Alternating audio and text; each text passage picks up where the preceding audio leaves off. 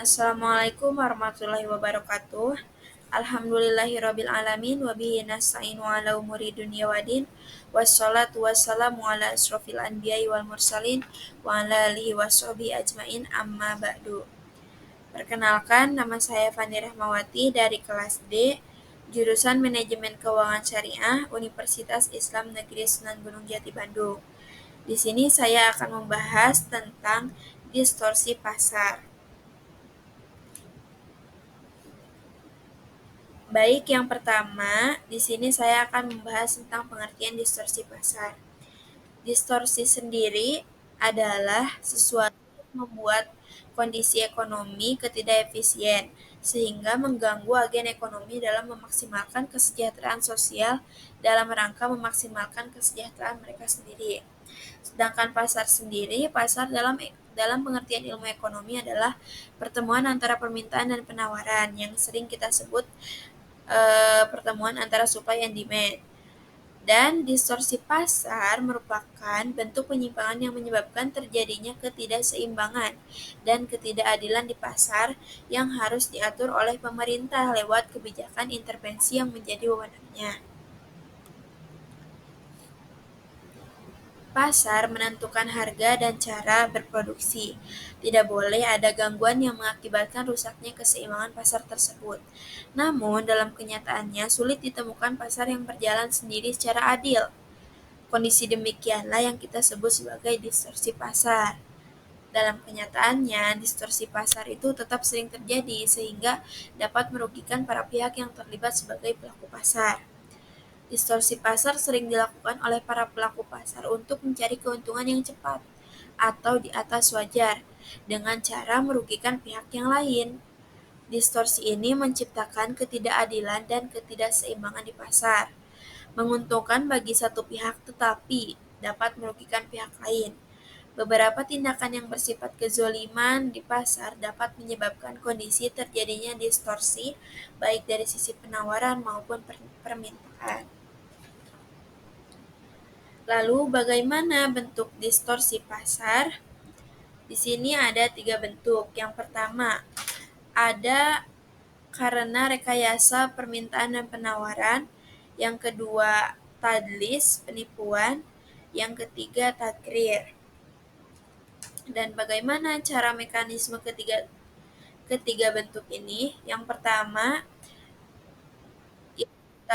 bai najasi. Najasi adalah sebuah praktek dagang di mana seseorang berpura-pura menawar barang yang didagangkannya dengan maksud hanya untuk menaikkan harga agar orang lain bersedia membeli dengan harga itu. Transaksi najasi ini diharamkan dalam perdagangan karena si penjual ini menyuruh orang lain memuji barangnya atau menawar dengan harga yang lebih tinggi agar orang lain tertarik pula untuk membelinya. Akibatnya, terjadi permintaan yang palsu, tidak secara alamiah, sehingga bai najasi ini bisa merusak pasar. Yang kedua, ada ihtikar. Ihtikar yaitu melakukan penimbunan barang dengan tujuan spekulasi, sehingga ia mendapatkan keuntungan besar di atas keuntungan normal. Atau dia menjual hanya sedikit barang untuk mendapatkan harga yang lebih tinggi, sehingga mendapatkan keuntungan di atas keuntungan normal. Ihtikar ini seringkali diterjemahkan sebagai monopoli atau penimbunan, padahal sebenarnya ihtikar ini tidak identik dengan monopoli atau penimbunan. Yang ketiga ada talaki rukbat. Transaksi ini dilarang karena mencegah masuknya barang ke pasar dan mencegah penjual dari luar kota untuk mengetahui harga pasar yang berlaku. Tindakan ini dilakukan oleh pedagang kota yang tidak menginformasikan harga yang sesungguhnya terjadi di pasar. Kegiatan pedagang dengan cara menyongsong pedagang desa yang membawa barang dagangan di jalan menuju pasar. Jual beli seperti ini diharamkan menurut jumhur ulama karena ini itu seperti pengelabuan. Kemudian bentuk pasar yang kedua ada tadlis, penipuan. Tadlis ini merupakan kondisi di mana satu pihak tidak mengetahui kondisi yang sebenarnya, sehingga pihak yang mengetahui informasi memanfaatkan kondisi tersebut untuk mendapatkan keuntungan dengan menipu pihak yang tidak tahu. Dan tadlis ini ada 4. Yang pertama, tadlis dalam kuantitas, termasuk juga kegiatan menjual barang kuantitas sedikit dengan harga barang kuantitas banyak. Jadi harga yang dibayarkannya ini tidak sesuai dengan barang yang diterima. Kemudian yang kedua ada tadlis dalam kualitas, termasuk juga menyembunyikan cacat atau kualitas barang yang tidak sesuai dengan yang telah disepakati. Misalnya dalam pakaian, dia menjelaskannya bahannya seperti ini. Padahal ketika barangnya sudah sampai, barangnya tidak sesuai dengan apa yang dia ucapkan. Nah, seperti ini itu bisa merusak pasar karena konsumen itu menginginkan barang yang ia inginkan tetapi malah sebaliknya. Kemudian yang ketiga ada tadlis dalam harga, termasuk menjual barang dengan harga yang lebih tinggi atau yang lebih rendah dari harga pasar karena ketidaktahuan penjual atau pembeli. Dan yang keempat, tadlis dalam waktu penyerahan. Tadlis dalam waktu penyerahan itu bila si penjual itu tahu persis, yaitu tidak akan dapat menyerahkan barangnya pada esok hari, padahal sudah dijanjikan sebelumnya. Namun ketika sang pembeli hendak mengambil barang yang telah dipesan, ternyata barang pesanannya itu belum ada. Kemudian yang ketiga ada tagrir, ketidakpastian. Tagrir ini berasal dari kata goror, memiliki arti akibat, bencana, bahaya, risik, dan ketidakpastian. Dalam Islam sendiri, goror itu memiliki arti melakukan sesuatu secara maruk atau tanpa melihat atau sepengetahuan yang mencukupi ataupun sekalinya beresiko, tidak akan memikirkan konsekuensinya dan menyelesaikannya secara sendiri. Ini terbagi menjadi 4 seperti yang tadlis tadi. Yang pertama, tagrir dalam kuantitas. Tagrir dalam kuantitas adalah sistem ijon.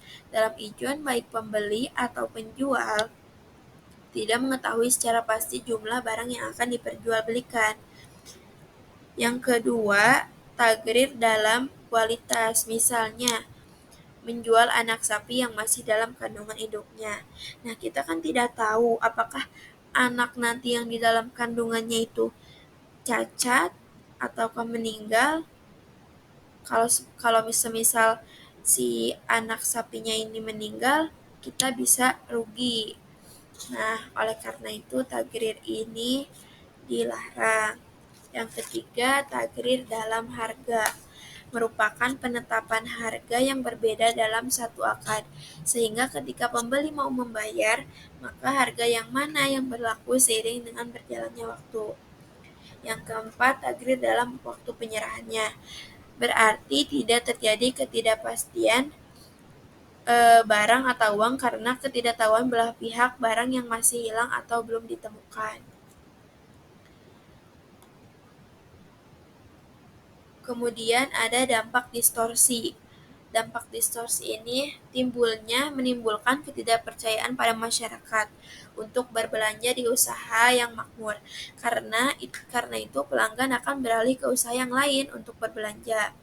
Nah, cara mengatasi dan mencegahnya praktek distorsi pasar tersebut agar tidak terjadi lagi yaitu usaha makmur akan lebih sering mengecek barang yang dijual dan menambah karyawan supaya dapat mengembalikan lagi kepercayaan pelanggan dan mau berbelanja lagi di tempat usaha makmur.